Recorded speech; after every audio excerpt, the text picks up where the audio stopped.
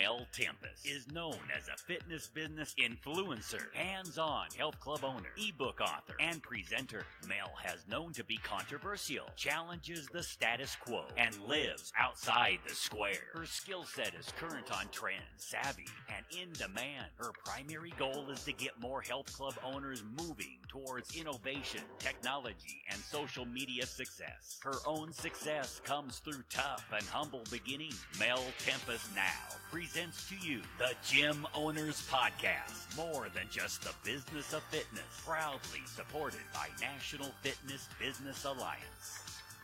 Well, good afternoon, it's Mel Tempest from the Gym Owners Business Podcast. Today I'm speaking to Cuoco Black, who is a trusted and respected master fitness facility designer, gym brand architect, design academic, and natural bodybuilder. His work includes independent gyms, personal training studios, women's only facilities, residential fitness centers, and new franchise models. Good morning, Cuoco. How are you? Thank you. Thanks for having me, Mel. You're very, very welcome. Now, I'm very excited about today's podcast, and being a gym owner myself, I relate to the importance of how our clubs are set up in terms of gym design, lighting, staging in the group fitness room, meaning where the instructor stands when they're teaching classes, and of course the most important part of a club, the reception area, the first point of call. So perhaps we could kick off our podcast talking about reception areas. Sure, but I'd like to back up just a second if we could. And we can. Yes, one of the things that I always like to talk about, and when people talk about designs in a gym, they think along the conventional lines, decorating a ceiling, putting a product on the ceiling, floors, walls, and creating an aesthetic for the gym. And I think that's the wrong way to approach it. I think what we should be doing is we should be thinking about our concept. What's the message behind the gym? What's our business model? And what are we trying to sell? And what happens is, I think we see a lot of this in the industry, what I call better sameness. Gyms start to look like one another. And what people are doing is they're paying too much attention to the competition and not coming up with their own ideas. And so what I always try to advise the people that I work with, the developers that I work with, is that they should come up with some sort of an organic idea of a design, a concept, and think different, sort of like along the mindset of Disney or Apple or, for example, the Tesla people. So the point that I'm getting at is instead of just jumping into the design of the reception area, it's more of an idea of how do we think differently and how do we create a space that's different than our competitors. And the first thing you need to do is stop looking at your competitors. And so we always try to find some point of inspiration where we come up with an idea. For example, one of the clients we worked with, we were inspired with the design of the gym by looking at the film Tron Legacy, which was a Disney film. And so when we came up with the brand and the concept for the gym, we embraced a lot of the colors and the lightings and the geometry in the gym. And what that allowed us to do is to create a space within a market with so many competitors that was so unique and differentiated that it really helped them stand out and dominate the market. So that's my general first impression is what you should do. Great. So let's go back and let's discuss the reception area. I have seen some of your artwork on the social media platforms. Totally amazing. So let's discuss where do your ideas come from when you put in place reception areas, and what can club owners do that maybe don't have a large budget to create an inviting reception area? Yeah, well, reception areas are important. And to go back, sort of reinforcing what I had said about coming up with a concept, if it's at all possible, the reception area, in a sense, is really the first place where members or prospects walk into your gym.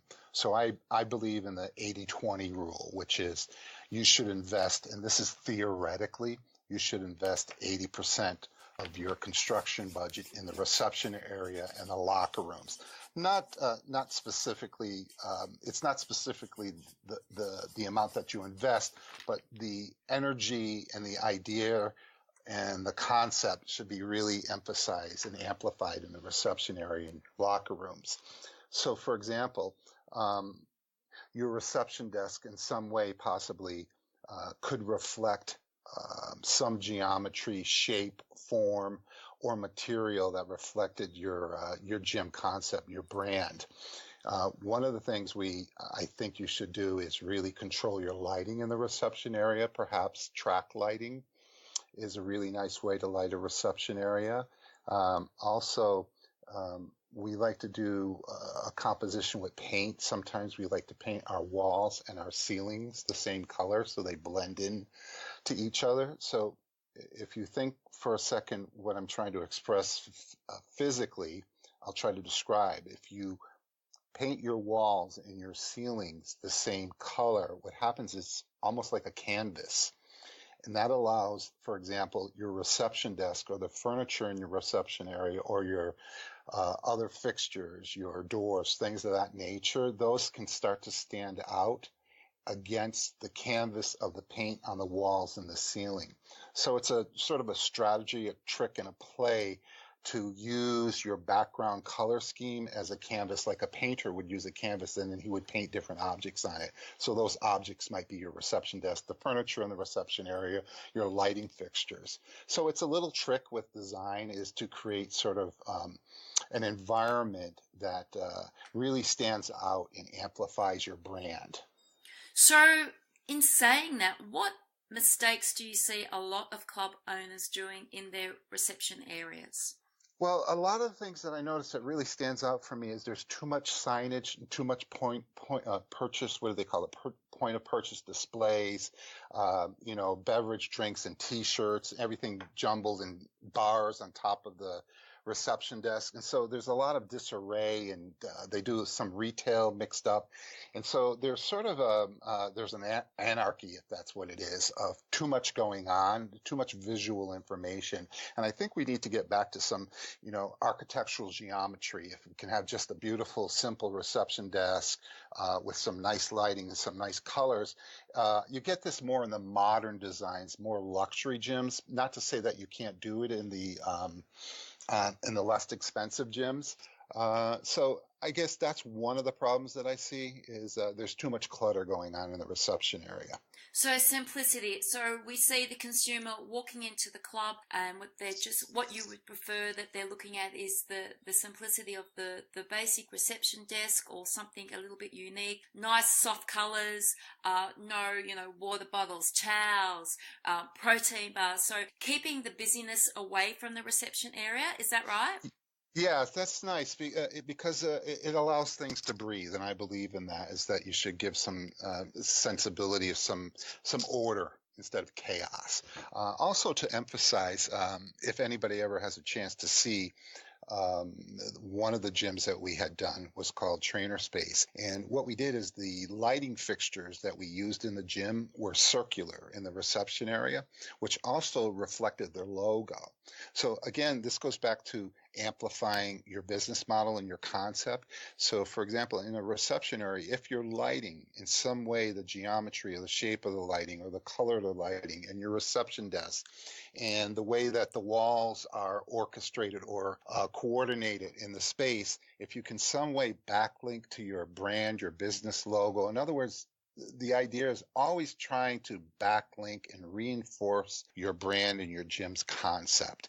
And so you have to go further back and come up with the concept first. And if you can do that, which is really exciting, if you can come up with a brand concept, what happens is that it sets up a trajectory through the rest of the gym that you can keep the thread going. For example, if your whole gym is green, then you can create these other items in the gym that goes along the pathway, the lighting into the locker rooms. Maybe the lockers are green. So the trick is, again, having a concept. I can't emphasize that enough, to have a concept in the gym, because that helps you create other aesthetics as you go further into the space. So moving away from the reception area, but staying within our 80% of spend, you said the locker room.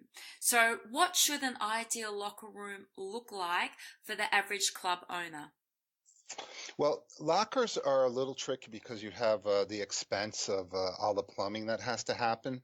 One of the things I advise, and I try to advise people to do, is be careful not to follow what we call up here in the States the boutique design trend. And what to identify that, think about the fancy hotels and the restaurants and the lounges. And what happens is everybody tries to make either their reception area or their locker rooms look like a hotel, and they try to make it look sophisticated. And so what we're trying to do is say that you shouldn't be following any of the trends. You shouldn't be following your competition. You should really be creating your own brand concepts. So the furniture in your locker room, the lockers themselves, and the colors can be simple for mica, but it should be a color that again backlinks and reinforces your brand concept. I like in the locker rooms for the lighting to be a little bit lower, and I'm a big fan of track lighting with the heads on them versus the fluorescent lights and the large industrial lighting fixtures. It gives them more of an intimate feeling, especially in the locker rooms. So again, there's always your non-slip surfaces, and I don't want to get into cost, and I don't want to get into utility. I want to talk more about design concepts.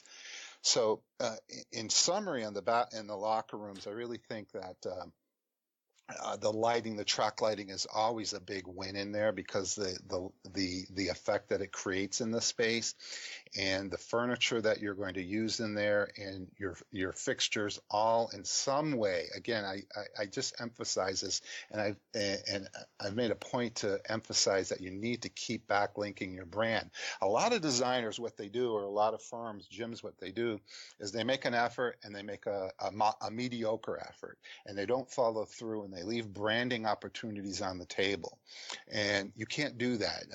The fitness consumer is very savvy, especially with all the social media platforms, Tumblr, Instagram, HGTV, and all the media out there.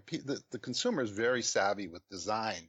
So that's where I think that the owners really have to get their game up, maybe look around a little bit out there and see what people are doing, maybe look outside the fitness industry and try to get some ideas of how they can raise the pedigree of the work, what they put into their spaces. So I'm just going to ask you this question because I know our listeners some of them will be trying to work this out.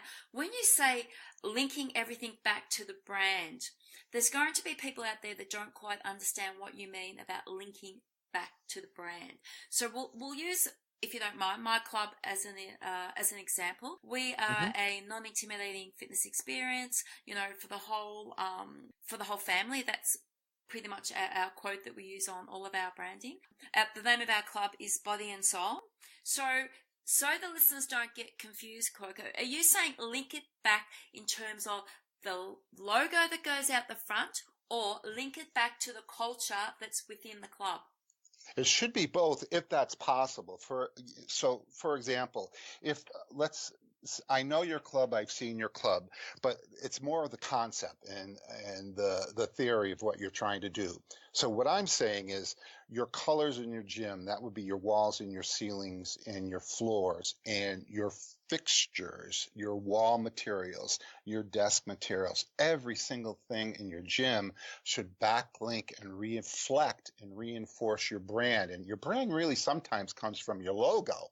A lot of times the logo is very representative of, from the logo, we sometimes design forward from the logo. So we'll take the client's logo, for example, and again, I can't use your brand because I don't know it well enough. So one of our brands is orange and blue. So the entire gym is based on an orange and blue color theme. And we've used plastic material that's translucent, but it's blue. We've used materials on the reception that's blue and orange. We use blue lighting and orange lighting. So that's kind of the way that I'm going, is you just don't use paint on the wall in one area, and that's your brand. What you want to try to bring your brand through mixing your finishes, your metal finishes and your wood finishes and your paint, all your plastics, your tiles.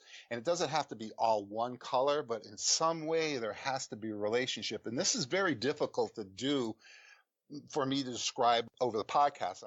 is because it's a difficult thing to do in the sense to get your mind around doing it. But once you start to understand that you have so many resources on the internet, especially if you did Google searches for specific products. I like to do Google searches for different products, and I can find flooring materials and wall coverings that reflect the brand concept. It's really exciting because once you start to build the momentum and start to understand, geez, my logo, it's red and silver, so let me go on the internet and start finding materials that are red and silver, and all of a sudden you start to build this inventory of materials that you can apply on walls, and you can put it on furniture and your lockers and your reception desk.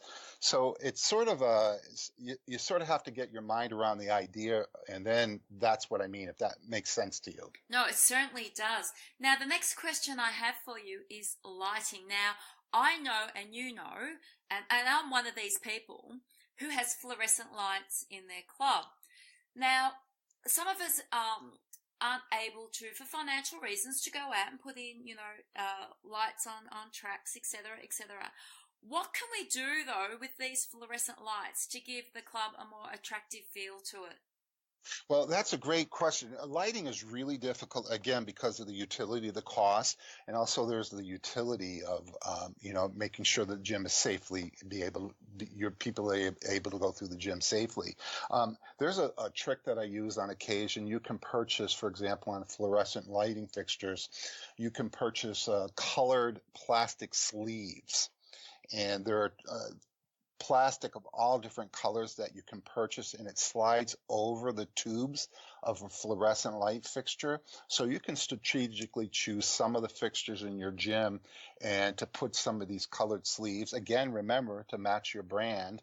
And we had a gym that we did a few years ago. It was actually a men's and women's gym, and we used blue, and I guess I would call it a pink color. And we used some of the fixtures, the fluorescent fixtures in the gym. We bought blue and pink sleeves that slid over the fluorescent tubes, and it was a really great look. And it's an interesting thing because if you have, for example, a long line of fluorescent lights, you could potentially, if there's, let's say, either 2 or 4 long tubes in each light fixture, you could perhaps put one sleeve blue on one side of the 4 and another pink sleeve on the other side of the floor of the 4 fixtures, and repeat that down the pathway to the back of the gym. So in other words, you could create interesting geometries with one idea using fluorescent lighting like that.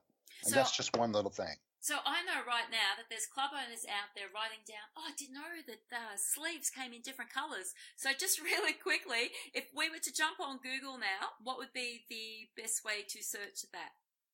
I would literally, and what happens when you do a Google image, and I do Google image searches. It's very important to make the distinction. For a Google image search, what will happen, you'll get pictures, and very quickly you won't have to maneuver through line items. You'll quickly see the items that you're either looking for or not. So I would do a Google image search, for example, that would say fluorescent light sleeves, something of that nature, fluorescent tube light sleeves, or colored fluorescent tube light sleeves. And then you're pretty much, it's going to come up. You're going to see that because it's just, there's a lot out there. It's just that the gym owners don't know a lot about it. And that's just one. Again, remember what I said earlier about backlinking and reinforcing the brand concept. So now we're taking our walls and our ceilings that are painted one color. Now we've got fluorescent light tubes that we're geometrically putting some colored sleeves over some of the tubes in the light fixtures that start to reflect the brand concept.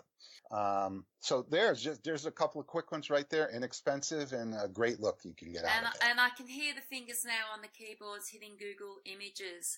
So listen, let's go into the room where it's a show experience when group fitness instructors are teaching classes. People come for performance, and to me the most important aspects of a group fitness room is obviously where the stage is located and also the decor. What are some of your tips for club owners when it comes to the group fitness room so they can create that show experience? Yeah, well, that's a little that becomes a lighting thing a lot of times in there, and there's some interesting things here. I'm going to add some more exciting ideas here for you. For example, um, traditionally you'll use mirrors in some of those rooms. Well, people didn't know, but you can buy colored mirror, sometimes plastic colored mirror. So maybe it doesn't have the same optical effect as regular mirror, but it's really beautiful. And guess what? You can get a colored mirror that reflects your brand concept, and you can use it, you intersperse it in different places throughout that particular room. Again, this is another area where I like to use track lighting and turn the track lighting down low, and the rest of the personal or the classroom, and have it the lighting shining on the instructor at the front of the class. And the other thing I like to do is you can buy inexpensive, what we call the rope light, which is the one that changes color. You can either get solid color, or you could get rope light that changes color. It's called light strip or light rope, relatively inexpensive. And you can do different things, geometries in the space. You can run them along beams. You can run it along the perimeter of the ceiling. You can run it around the stage. So you can do some interesting things with some of that rope light. You can change some of your mirrors in the space to be colored mirror. So, again, you got to do a little work, because this is not what your competitors are doing. And so this is where the challenge comes in, is to stay top of mind on your brand concept and unite that as much as you can throughout the space. So, for example, if your gym was green, you could buy the green rope light and put it along some of the beams in your ceiling in that particular classroom. Then you could get possibly some green mirror. And don't be intimidated by using color powerfully in your space. I think almost the more powerful and the more theatrical you can be in a gym environment, the better for the consumer, because you want to create spaces that are different from what they're used to doing, either in their office or at their home. So if you give them this environment, what some people call a place away from work and home, that's a really different environment, and theatrical and fun and colorful. I think that really helps the brand and helps to seduce consumers to buy into your brand. I'm loving this podcast. It's making me want to go out and build a new club. I mean, some of the ideas that you're coming up with, I'm going, oh my God, I didn't know that. And geez, I really need to go and do that in my club. Because I believe that every couple of years a club owner needs to walk through their club and say, you know what, it's time to rebrand my club. And you do that with color, and you do that by moving your equipment around. And I think it's really, really important to be constantly looking for new ideas and innovation and creating change, because our consumer, as you know, is always changing anyway. And we always are getting different demographics coming through our club. So I suppose there's a couple of questions I want to ask you. The first one is, what is the biggest mistake that you're seeing in the fitness industry now occurring in club design? Well, I alluded to it earlier, which is what I call the better sameness. I sort of looked at the different market categories. For example, the luxury brands, the more expensive gyms. And then I looked at the big box, what we call the big box gyms, which are the big gyms with the $9 price tags. And then there were the franchise models. And there's almost a common sort of a strategy that each one has within their own market category. So, for example, in the States, you can have a luxury gym that in one city that looks similar to a luxury gym in another city. And the disadvantage to that, and that's what I call the boutique design aesthetic, is that this disadvantage of using the same aesthetics that someone else in your segment is doing, is that anybody can come into your marketplace and do the same thing. And so therefore you lost your uniqueness in the market, and somebody can come in and take customers away from you. And the same thing happens in the franchise models. So in the States, you look at the franchise models and you see a stripe on the wall, and one franchise uses the stripe on the wall, the brand color, and then another one does it, and then another one, and they'll have a black rubber floor with some of the colored colored chips in the rubber that matches their brand. That's it. And then you have the big box clubs, the $10 clubs. And what they'll do is they'll put their brand colors, usually garish, bright brand colors on the walls. They'll have their equipment painted the same colors, and they'll have a slogan. And so what happens is everybody's kind of in their own market category, doing what everybody else in their own market category is doing in the sense of branding and aesthetics. And you've got to get away from that. You can't look at what your customers are doing. You can't look at fitness editorial, the magazines that, show all the gyms, because people look at that and say, oh, yeah, that's a great design. And they start to do that in their gyms. And there's a new whole movement now. You're familiar with this, which is the boutique. The boutique clubs. And so I just did a blog post the other day. I saw another guy, he's doing a boutique gym, and it's the same thing. It's the underground, the dark, the nightclub lights, it's the HIIT modality. And it's like, now the boutiques are all starting to look like all the other boutiques. It's almost, I just don't understand. I guess I'll call it a pathology, but why do these gyms follow what everyone else is doing instead of trying to separate themselves? I agree with that. I have to say, in my own community, that I've seen many clubs open up and replicate what we've done in our own club, and not that that's anything extremely impressive. We are just a gym box, but I've seen them replicate what we're doing. And I sort of think, wow, it's really sad that some of these club owners, they aspire to be great gym owners. They go out, they find a location, and then they go, oh my God. So they just copy who's ever successful in their community, thinking if I copy them, the colors, the branding, the equipment, the classes, I just replicate all of that. Some of these people from that business will come over to my business, and I don't understand why club owners don't want to be individual, why they don't want to be different, not just within their design and their colors and their branding, but also their offerings in clubs to the consumer. In my community, we have over 78 fitness facilities now. When we opened, there was approximately 8 to 10. And I can wholeheartedly say that over 70% of those facilities are replicating what we do.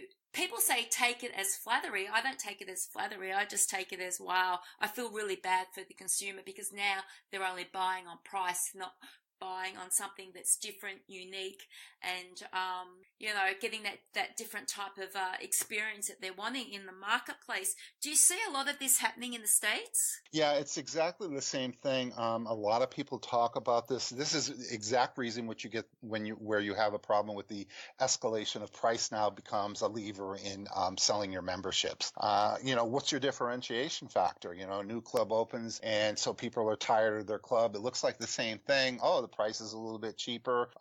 So that's definitely a problem. I put a blog post up about this, and I asked my network, and I said, now, why do gyms all look like other gyms in their own market segment? And so I got a lot of responses. I think there were 5,000 views of that particular post, and it was interesting. One of the common themes or comments that came back from the industry was that people were in fear. They didn't want to make a mistake in their gym branding. And so they were afraid to step off the grid, go outside the box, do something really exciting. So what they did is they played it safe. Okay, play it safe is like, you don't win by playing it safe. It's like in any sport. You don't win by playing defense. You win by playing offense. And so my strategy is like, you got to go in, you got to find whatever resources you can, build the best gym, superior to everybody in your demographic. And guess what? Fitness consumers are going to see that. They're going to know. They're going to be able to tell when they walk into the space. What happens is that goes viral. That goes in social media. It goes into the nightclubs when people hang out with each other. So, this is, I think this is a really great point that you're talking about. And I think it's everywhere, because I'm looking a little bit in the UK. I'm seeing the same thing happening in the UK. And I see things starting to happen in Asia and the Middle East. And so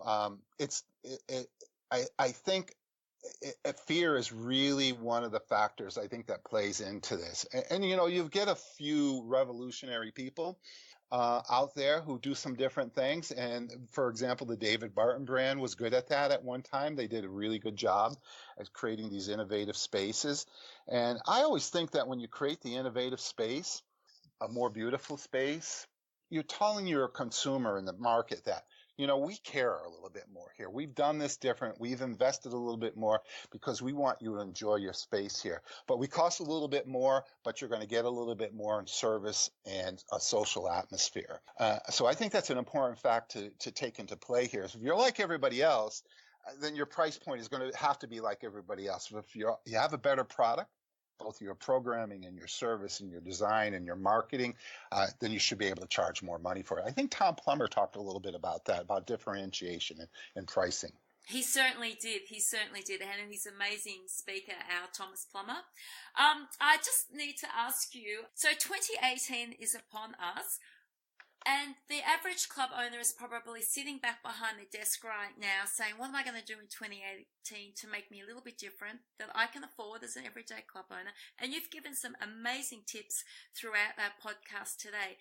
But what are 3 absolute definites that you say club owners must do in 2018 to separate themselves from those that replicate their brand? You know what I would do? I would look for, I think of anything, instead of going to 3, I would go to 1.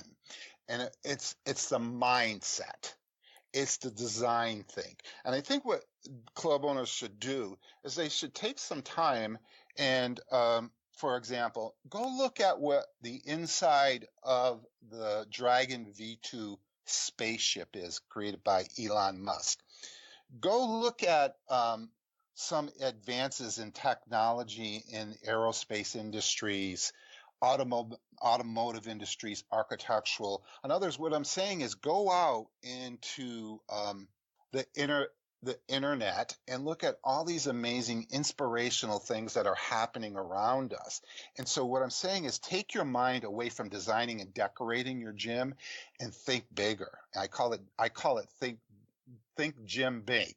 So that would be one of the things that I would definitely do is wrap your mind around getting away from decorating a gym. What am I going to put on the ceiling and the walls and the floors, and come up with a bigger concept? And as I said, if you can get that concept and you have your logo, you start to be able to find all these materials that I described earlier, that you can go on the internet and find these lighting fixtures and these finishes and these wallpapers and these sleeves that go on tubes, and you can bring a whole brand together. That's really exciting. I get excited talking about it because I'm a little more seasoned at it and it comes easy to me that I've done it.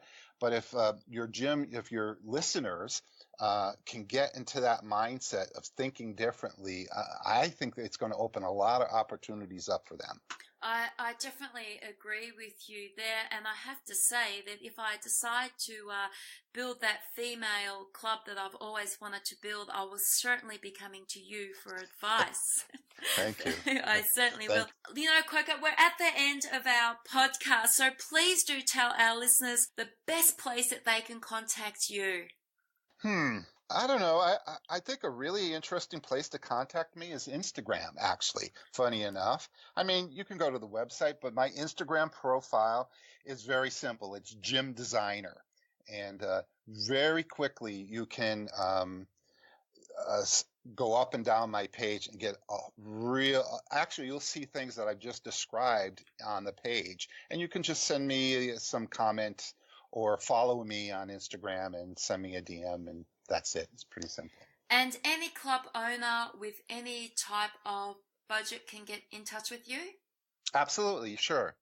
That sounds fantastic. I thank you very much for your time this afternoon on our podcast, and we'll drop your details into the bottom of the podcast for our listeners, and we'll catch up with you definitely in 2018. Thank you so much, Mel. You're very, very welcome. Bye-bye. Thank you for joining the Gym Owners Podcast, sponsored and supported by National Fitness Business Alliance and Gym Click Media. Find Mel Tempest on Facebook, Instagram, and LinkedIn. Join us next time for the Gym Owners Podcast.